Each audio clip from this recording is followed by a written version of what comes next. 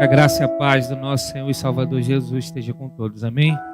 Nós estamos na nossa série de mensagens do texto do Apocalipse e hoje nós iremos estudar a carta que Cristo enviou através do seu servo João para a igreja de Sardes. Quero convidar a igreja a abrir a Bíblia em Apocalipse capítulo 3, do verso de número 1 ao versículo de número 6. O tema da nossa mensagem hoje: você tem fama de estar vivo, mas está morto.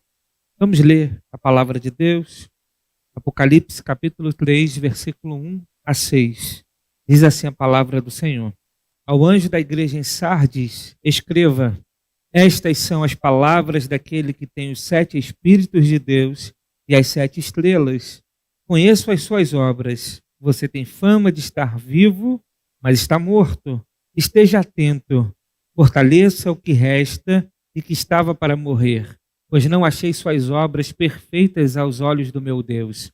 Lembre-se, portanto, do que você recebeu e ouviu, obedeça e arrependa-se.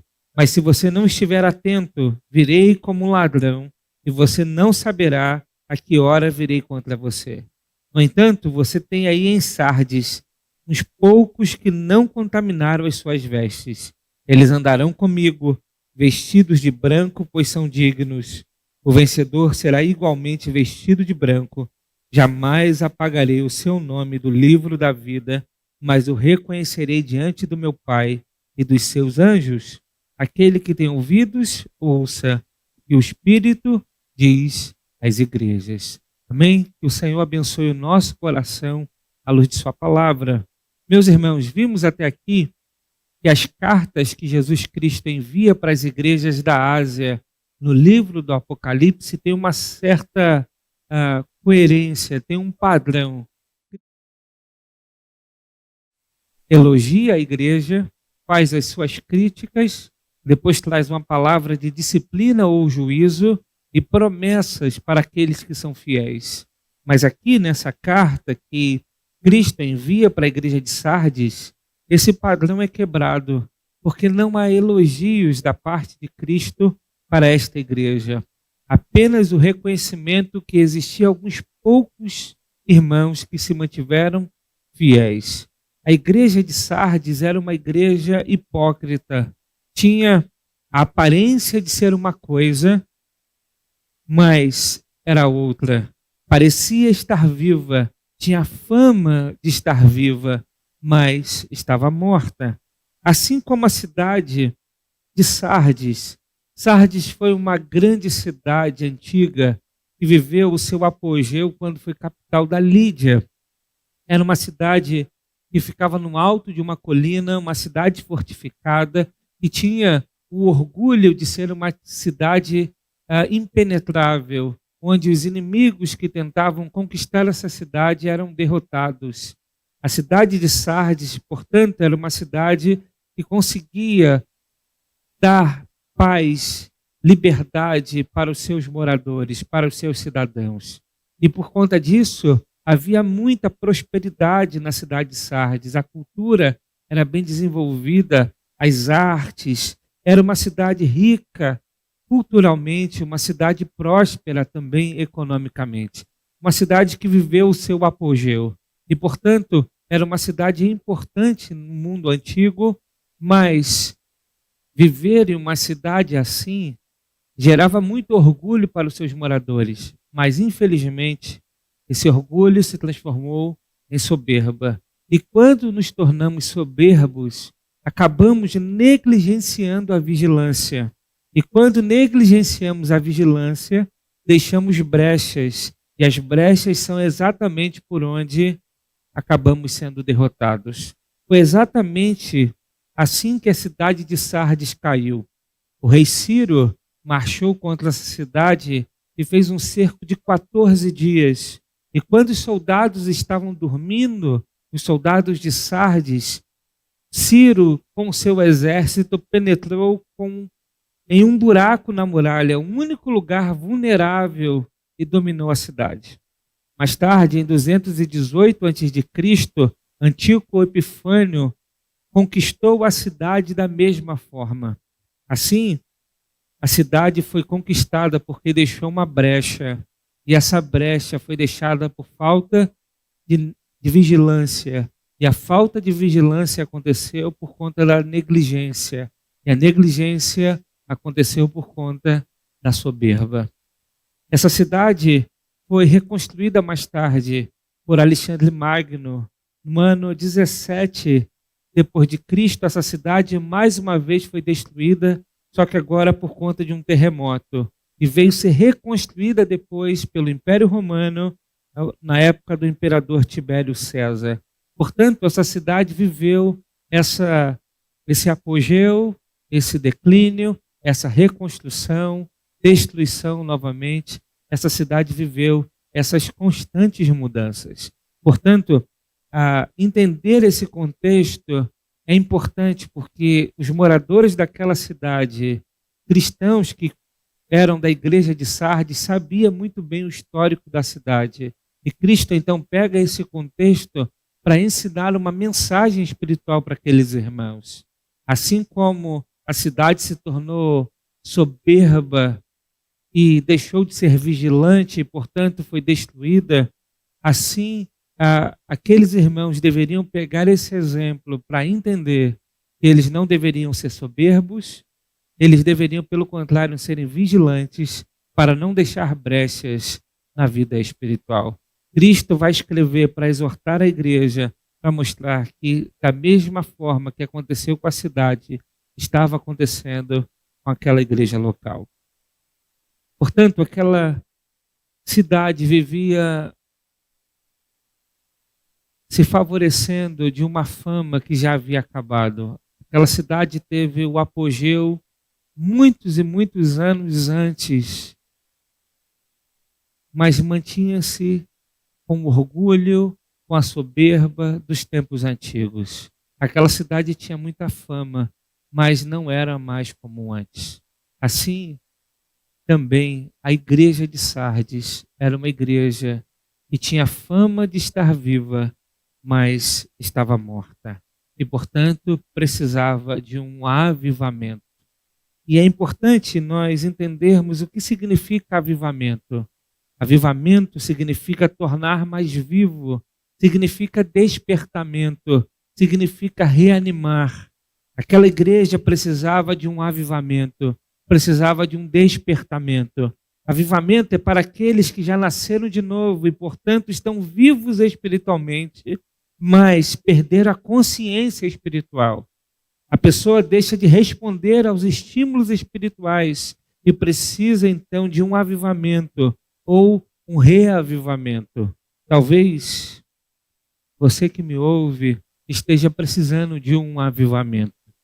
Nesta carta, Cristo traz alguns alertas importantes para a nossa vida espiritual, para que nós possamos estar vivos espiritualmente, para que aqueles que estão abatidos espiritualmente, já perderam a consciência espiritual, possam ser reanimados, despertados a viver uma vida com Deus e para Deus.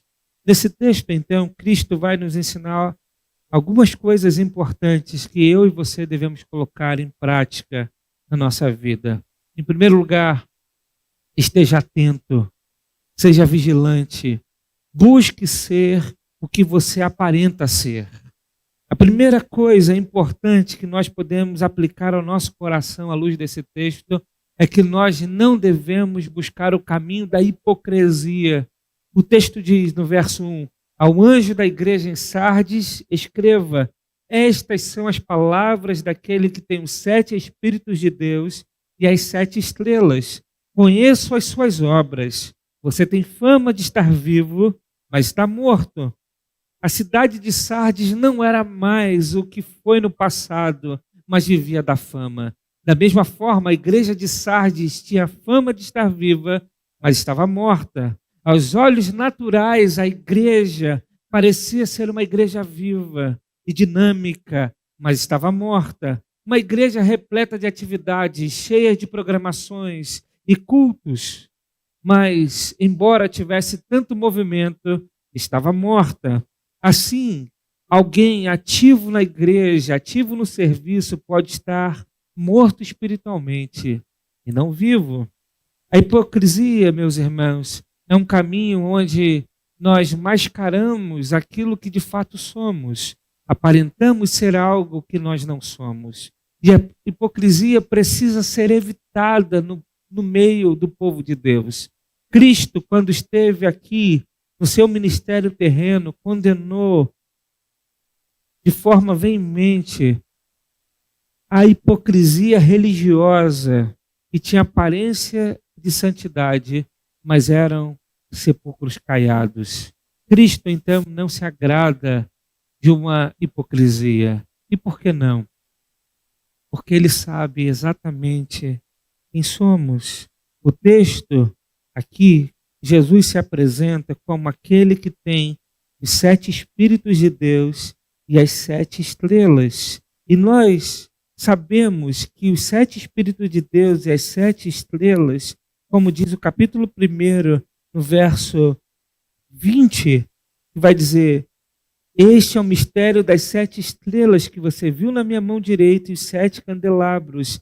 As 7 estrelas são os anjos das 7 igrejas e os 7 candelabros são as 7 igrejas. Então Cristo se apresenta como aquele que tem os 7 Espíritos de Deus, ou seja, que tem o Espírito Santo de Deus e tem também as 7 estrelas. Quem são as 7 estrelas? O texto diz que são os anjos das 7 igrejas. Portanto, Cristo ele conhece cada um de nós, especialmente aqueles que estão à frente da igreja. Portanto, não dá para se esconder de Jesus. Ele sabe quem somos. Por isso a hipocrisia é algo tão abominável aos olhos de Deus. Porque a hipocrisia faz com que nós vistamos uma máscara e nos escondemos dos outros, mas não de Deus. E isso deve ser evitado. A igreja de Cristo precisa ser autêntica. Precisamos viver aquilo que pregamos, precisamos buscar ser aquilo que falamos. Sabemos que muitas vezes isso não acontece. Sabemos também que o evangelho sempre é maior do que nós e que todos nós, embora preguemos a palavra, todos nós estamos buscando para viver essa palavra. Nenhum de nós está numa situação de varão perfeito, nenhum de nós estamos numa posição onde nós não erramos, não pecamos, mas o que nós não podemos fazer é passar uma imagem de que nós somos perfeitos, passar uma imagem daquilo que nós não somos, passar uma imagem de que nós não temos pecado, passar uma imagem de que somos fortes espiritualmente, quando na verdade também somos fracos e dependemos de Deus. O grande problema do religioso não é que ele não é o fato dele ter uma religião, não é o fato dele servir a Deus, não é o fato dele trabalhar na igreja, não é o fato dele vir rotineiramente aos cultos, não é o fato dele se envolver com as coisas, não. Esse é o lado bom, nós devemos fazer isso. O grande problema do religioso é quando ele acha que apenas isso é o suficiente para sustentar a sua vida com Deus. É o suficiente para que ele possa viver uma vida espiritual sadia.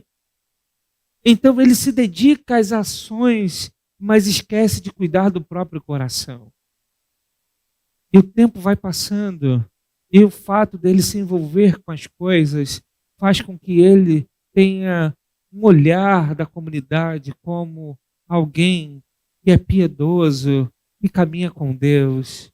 Mas, no fundo, o problema do religioso é que ele caminha com Deus apenas ao olhar das pessoas e não caminha com Deus no seu privado, no seu mais íntimo, na sua vida sozinha com o Senhor. Esse é o grande problema. O caminhar na comunidade precisa ser um reflexo da nossa caminhada a sós com Deus.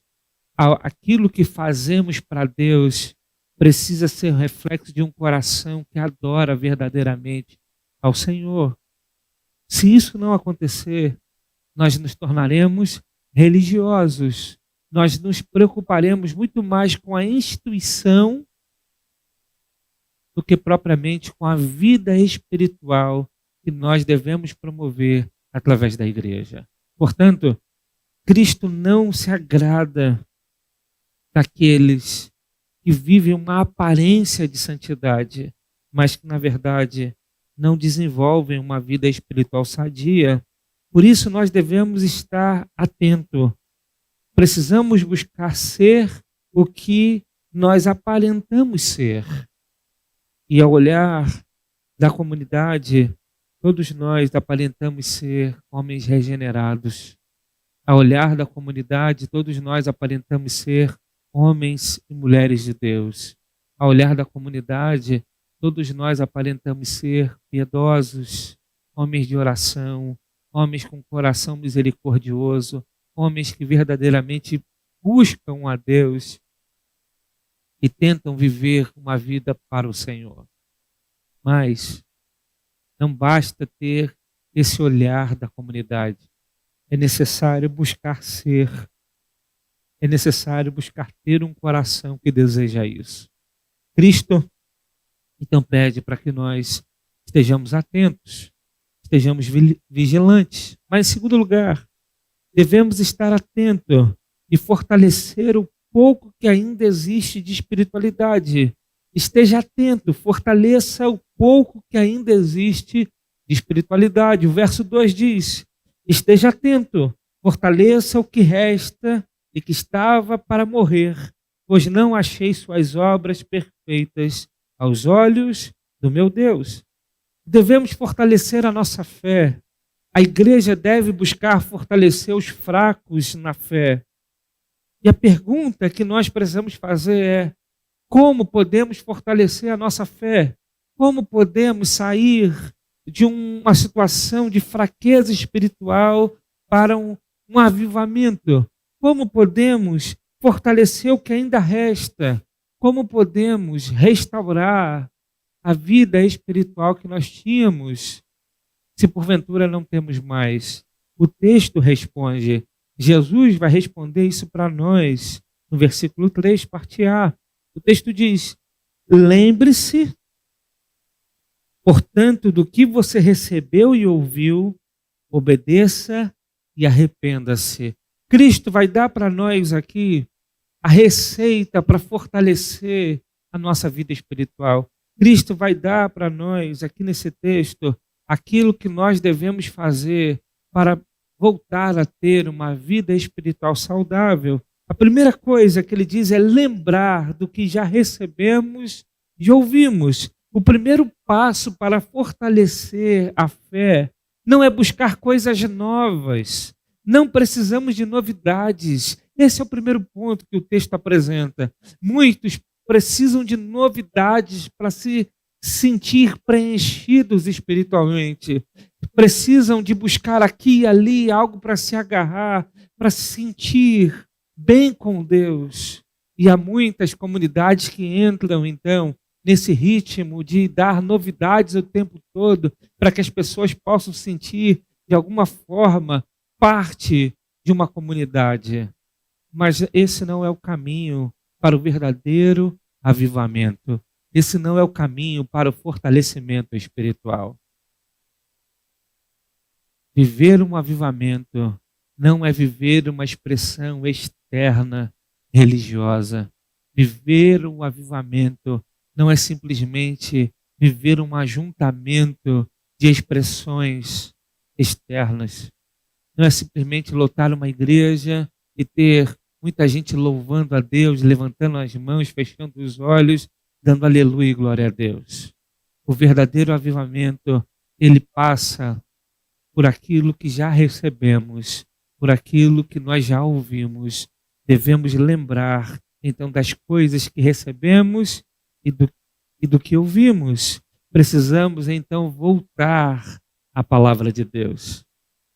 Porque foi a palavra de Deus que nos regenerou. Foi a palavra de Deus pregada com fidelidade que alcançou o nosso coração. É a palavra de Deus que nos instruiu, que nos instrui a caminhar conforme a palavra dele, a palavra que nos foi revelada, a vontade dele, a vontade de Deus. Portanto, nós devemos voltar à palavra de Deus. O primeiro passo é a volta à palavra. Sem a palavra não há avivamento. O avivamento é bíblico ou não vem de Deus. O avivamento ou é bíblico ou ele não vem de Deus. Portanto, o que nós devemos fazer é voltar à palavra. Voltar àquilo que nós já ouvimos antes. Voltar àquilo que nós fomos instruídos. Nós devemos voltar à palavra. Nós devemos ter sede e fome pela palavra de Deus. Para fortalecimento espiritual é necessário a palavra de Deus. Se você não lê a Bíblia, você não terá fortalecimento espiritual. Se você não meditar na palavra, se você não buscar ler a palavra constantemente, diariamente, se você não meditar, não estudar a palavra, você não se fortalecerá espiritualmente. Então a receita que Jesus nos dá, o primeiro passo é lembrar daquilo que recebemos e daquilo que ouvimos. Mas o texto ainda diz que nós devemos obedecer. O segundo passo que nós devemos dar para o fortalecimento espiritual é obediência. Não adianta apenas ouvir a palavra, não adianta apenas lembrar da palavra, não adianta apenas lembrar daquilo que recebemos da parte de Deus, mas devemos colocar em prática esta palavra. Nós devemos ser praticantes da palavra. Como diz Tiago na sua carta, nós não devemos apenas ouvir como aquele que olha num espelho, vê a sua face e logo esquece daquilo que viu. Não, nós devemos ouvir a palavra e praticar a palavra. Devemos obedecer a palavra. O segundo passo é obedecer. E quando nós obedecemos a palavra, nós começamos a voltar, a nos aproximar de Deus, a demonstrar que a intenção do nosso coração é viver para Deus, é demonstrar que somos dependentes da orientação de Deus, é nos lembrar que a verdade e o caminho pertencem a Deus, é reconhecer que os nossos caminhos são caminhos que nos conduzem para distante de Deus. Obedecer a palavra é se manter no caminho, obedecer a palavra é nos fortalecer espiritualmente, porque quando obedecemos a palavra, estamos praticando e agindo conforme o nosso Senhor agiu. Ele foi varão perfeito. Jesus Cristo obedeceu perfeitamente a palavra de Deus. E quando obedecemos a palavra, nos parecemos com Jesus. Portanto, o segundo passo para voltar a ter uma vida espiritual sadia é obedecer a palavra de Deus. Mas Jesus vai apresentar um terceiro elemento importante. O texto vai falar de arrependimento. O texto diz: lembre-se, portanto, do que você recebeu e ouviu, obedeça e arrependa-se.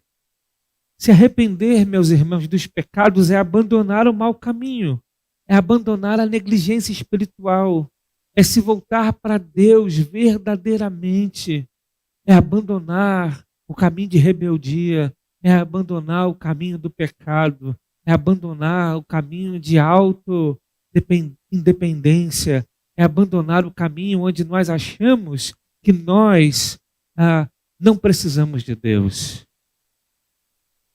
Para voltar a ter uma vida espiritual sadia, precisamos da palavra de Deus, precisamos obedecer a palavra de Deus. Isso significa abandonar os conselhos, as filosofias, os ideais desse mundo, a vida vivida longe do Senhor. Portanto, precisamos da palavra, precisamos de obediência, precisamos de arrependimento. Se nós praticarmos isso, certamente nós recuperaremos, nós iremos fortalecer aquilo que ainda resta, aquilo que ainda está vivo dentro de nós. Experimentaremos então mais vida, experimentaremos então um avivamento, um reavivamento. Portanto, meus irmãos, precisamos estar atentos a isso. Em terceiro lugar, esteja atento e busque o avivamento enquanto é tempo. Um outro alerta que Cristo traz para nós nesse texto é que nós precisamos reconhecer a fraqueza espiritual e buscar esse avivamento enquanto é tempo. Nós não podemos simplesmente ter um diagnóstico da vida espiritual e dizer, não, eu sei que eu estou mal espiritualmente, eu sei que eu não tenho mais lido a palavra, eu sei que eu não tenho mais prazer de orar, eu sei que eu não quero mais estar na igreja, eu sei que eu não quero estar mais em comunhão, e simplesmente ter o diagnóstico e não fazer absolutamente nada para mudar esse quadro. Cristo vai nos alertar o fato de nós buscarmos reavivamento, buscarmos o avivamento enquanto é tempo. O verso 3, parte B, vai dizer: mas se você não estiver atento, virei como um ladrão e você não saberá a que hora virei contra você.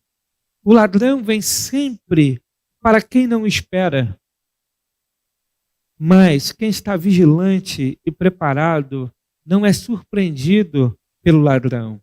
Jesus diz que virá como ladrão, não no sentido de vir roubar, mas no sentido de vir sem que as pessoas estejam esperando.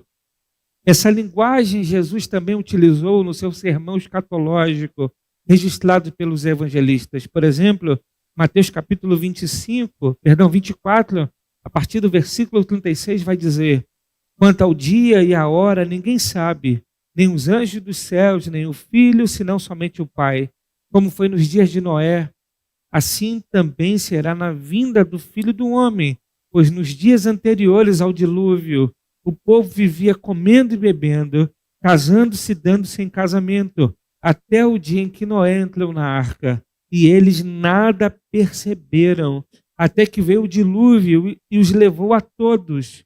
Assim acontecerá na vinda do Filho do Homem. 2 homens estarão no campo, um será levado e outro deixado. 2 mulheres estarão trabalhando no moinho, uma será levada e outra deixada. Portanto, vigiem, porque vocês não sabem em que dia virá o seu Senhor. Mas entendam isto: se o dono da casa soubesse a que hora da noite o ladrão viria, ele ficaria de guarda e não deixaria que a sua casa fosse arrombada. Assim também vocês precisam estar preparados, porque o Filho do Homem virá numa hora em que vocês menos esperam. Jesus então usa a linguagem de um ladrão que vem e pega as pessoas desprevenidas, as pessoas que não estavam vigilantes. Essa mensagem que Cristo escreve, ela era facilmente entendida para o povo de Sardes, para a igreja de Sardes. Como nós vimos no contexto, eles tinham uma cidade fortificada, uma aparência de uma cidade forte, impenetrável, fortalecida, no alto de uma montanha, que não poderia ser conquistada por inimigos, mas existia uma brecha naquelas muralhas. E por conta dessa brecha, caberia a vigilância para que o inimigo não entrasse por aquela brecha. Mas, pelo menos em 2 momentos na história, houve uma negligência com a vigilância. E por 2 vezes, a cidade de Sardes foi conquistada por exércitos inimigos. E Jesus está dizendo, então, para aquela igreja, era facilmente entendido, porque a igreja precisava entender que eles não poderiam se valer da fama de serem fortes, da fama de estarem vivos, porque existia algo que não estava bom, existia algo que não estava sendo aprovado aos olhos de Deus, existia uma brecha, e eles deveriam se voltar para Deus e viver em vigilância constante. O alerta que Cristo então traz para nós é que não adianta enxergar as brechas, não adianta fazer um diagnóstico, não adianta reconhecer o pecado do coração, se não buscar fechar as brechas, se não buscar se voltar para a palavra de Deus, obedecer à palavra de Deus, se arrepender dos seus pecados. Nós devemos buscar o reavivamento. Nós devemos buscar o avivamento. Jesus exorta aquela igreja à obediência, ao arrependimento, ao abandono da vida de pecado. Jesus exorta a vigilância. Ele poderia a qualquer momento vir estabelecer juízo contra aquela igreja que estava morta, pois o objetivo da igreja no mundo é ser o sal da terra e a luz do mundo. Quando a igreja perde o sabor, perde o sentido, perde a vida, também perde o porquê da sua existência. A igreja, então, deveria voltar a Jesus, voltar a ter vida enquanto era tempo. Mas o texto vai dizer que nem todos estavam mortos espiritualmente. Nem todos viviam uma vida de hipocrisia e de pecado.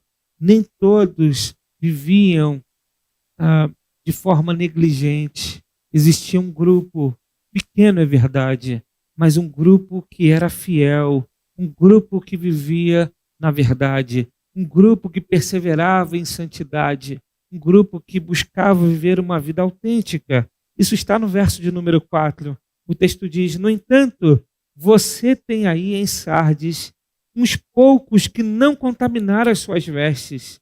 Eles andaram comigo, vestidos de branco, pois são dignos. Jesus está dizendo que existia um grupo na igreja de Sardes, ele conhece bem, ele sabe quem é, que não contaminou as suas vestes, ou seja, vestes é um símbolo para uma vida de retidão, de santidade. Quando Jesus diz que eles caminhavam com vestes brancas, Jesus está dizendo que eles caminhavam em santidade, em uma vida em piedade, uma vida separada para Deus. Por isso, o símbolo das vestes brancas. Jesus sabe que existe um grupo que permaneceu fiel, um grupo que buscava viver em santidade. E a esses, Cristo vai prometer a vida eterna. Cristo prometeu reconhecê-los diante do Pai e prometeu dar a eles as vestes brancas para destacar a sua pureza e a sua santidade. O texto vai dizer isso no verso 5 e no verso 6. O vencedor será igualmente vestido de branco. Jamais apagarei o seu nome do livro da vida, mas o reconhecerei diante do meu Pai e dos seus anjos. Aquele que tem ouvidos, ouça. O Espírito diz às igrejas. Em mais uma carta, Cristo deixa claro a distinção que ele faz. Ele sabe daqueles que buscam uma vida autêntica, daqueles que vivem uma vida de hipocrisia. Ele sabe daqueles que vivem uma vida buscando apenas a religiosidade, mas aqueles que buscam de fato viver uma vida em santidade. Aqui o ponto não é aquele que tem pecado e aquele que não tem pecado. Não, porque todos nós somos pecadores. O ponto é como um pecador redimido deve viver a sua vida. Um pecador redimido deve buscar viver uma vida separada para Deus. Ele é pecador, ele tropeçará, ele falhará. Em alguns momentos, a inclinação do seu coração vai ser mais forte, mas ele não quer viver isso. Ele não quer viver o pecado, ele não quer estar no pecado, ele não quer viver uma vida negligente, ele não quer viver uma vida como se isso não fosse errado. Ele quer viver para Deus, por isso ele se arrepende, ele se volta para o Senhor, ele busca obedecer a palavra, ele busca o arrependimento, ele busca obedecer. Esse é o caminho que nós devemos trilhar. Me parece que a Bíblia mostra que nessa caminhada que nós temos na religião, nós temos a tendência, se não cuidar do coração, é buscar o caminho da religiosidade e não da santidade. E o caminho da religiosidade é o caminho da prática pecaminosa, mas que não mais incomoda o pecador, e ele continua agindo religiosamente, sem se voltar para Deus, sem separar e abandonar o pecado. E o pior, acaba desenvolvendo uma vida moralista, que torna um moralista e não um homem piedoso. Portanto, nós devemos olhar para o nosso próprio coração. Se você enxergar que há uma capa de religiosidade no seu coração, tira esse negócio fora e se volta para Deus. Porque nós somos chamados à santidade e não à religiosidade. Muito bem. Algumas aplicações finais. A primeira delas, seja santo e não religioso. Seja santo e não religioso. Ser santo não é como diz um pastor famoso que tem aí, o herege favorito da moda, que diz que ser santo significa ter uma consciência de que Cristo está na nossa vida, não importa o que a gente faz. Não importa se a gente está com dinheiro ilícito no bolso, não importa se a gente está deitando numa cama que não é nossa, palavras dele, ok? Palavras desse herege favorito. Não importa o que a gente faz da vida, o importante é ter a consciência de que nossa vida está em Cristo e a vida de Cristo está em nós. Ou seja, basta apenas acreditar nisso, não necessariamente buscar viver uma vida transformada. Isso não é santidade. Isso não é viver santidade. Isso não é viver uma vida separada para Deus. Mas o outro oposto também não é santidade. Essa ideia de que ser santo está relacionado apenas com aquilo que eu visto, com aquilo que eu uso na minha imagem, se eu uso utensílios, se eu uso ou não uso, se as moças usam brinco ou não usam brinco, se passa maquiagem, se não passa maquiagem, como se veste, como fala, como se comporta. Esse caminho também não é um caminho de santidade. Porque aquilo que a gente veste precisa ser fruto de um coração que quer viver para Deus. Portanto, não adianta dizer para as irmãs, por exemplo, olha, se vista com modéstia, porque essa roupa aí é uma roupa escandalosa. Se a irmã não entender que ela deve vestir para a glória de Deus, isso vai parecer para ela apenas religiosidade. Perceba? Então não adianta impor como as irmãs devem se vestir na igreja. O que nós devemos fazer é pregar o evangelho que mostra que nós precisamos nos vestir de uma maneira a glorificar o Senhor. Portanto, não adianta dizer para os homens que eles precisam parecer crentes e, portanto, devem se vestir de um jeito ou de outro. Porque não adianta apenas parecer ser. Nós, de fato, devemos ser. Esse é o ponto. Então, nós devemos evitar os extremos. Os extremos. Nós devemos buscar, então, uma vida de santidade. E uma vida de santidade é uma vida daqueles que entendem que, embora estejam no mundo, eles são separados para viver para Deus. E viver para Deus é saber desfrutar de todas as coisas para a glória dele. É aproveitar todas as boas coisas que nós temos ao nosso dispor para ele, para a glória do nome dele.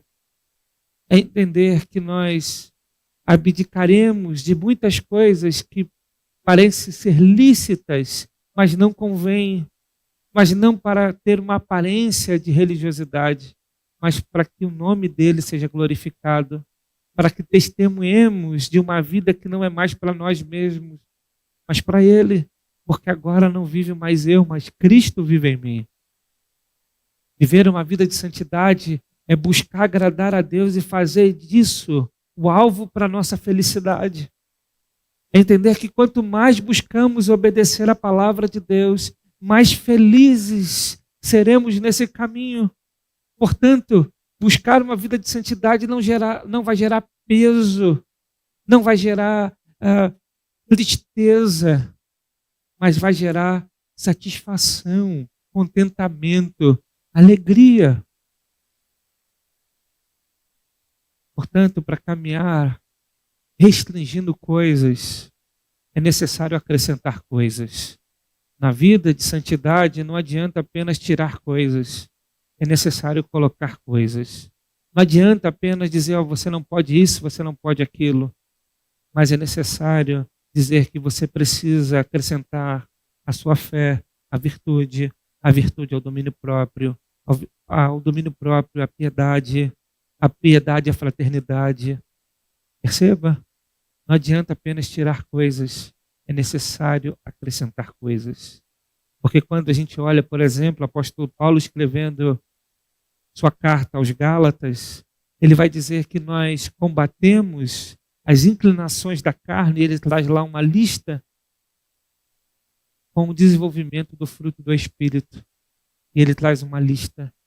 Quando a gente desenvolve o fruto do Espírito, nós conseguiremos espiritualmente enfraquecer a carne para viver uma vida para Deus. Porque nós que fomos separados para Deus, fomos separados para a crucificação da nossa carne, como diz Paulo nesse texto em Gálatas.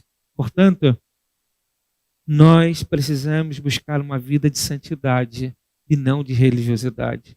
Mas, em segundo lugar, se preocupe também em estar vivo espiritualmente. Se preocupe com isso. Hoje estamos num tempo onde a nossa preocupação é estar vivo fisicamente. Estamos tão amedrontados que nós não queremos fazer absolutamente nada, porque estamos com medo da morte. Estamos com medo de morrer fisicamente. Mas o alerta que esse texto traz para nós é que nós devemos ter medo de estar mortos espiritualmente. Precisamos ter medo de estar mortos, não apenas fisicamente, mas espiritualmente. Por isso devemos estar preocupados de estar vivos espiritualmente. Então, se há ainda vida aí espiritual, mesmo que você esteja fraco, mesmo que você esteja cansado, mesmo que você se sinta sobrecarregado, mesmo que você se sinta distante, busca o avivamento, busca colocar mais vida espiritual dentro da tua vida, busca se alimentar mais das coisas espirituais para que você possa então experimentar novamente vida em Deus. Se preocupe em estar vivo espiritualmente, porque no final das contas é isso que importa. No final das contas, a vida é a vida espiritual. Portanto, se preocupe também em estar vivo espiritualmente. Mas, em último lugar, fortaleça a sua vida espiritual com a palavra de Deus, com obediência e arrependimento. Se volte para a palavra de Deus. Obedeça a palavra de Deus e abandone o seu mau caminho. Que Deus nos abençoe. Paz e graça a todos, em nome de Jesus.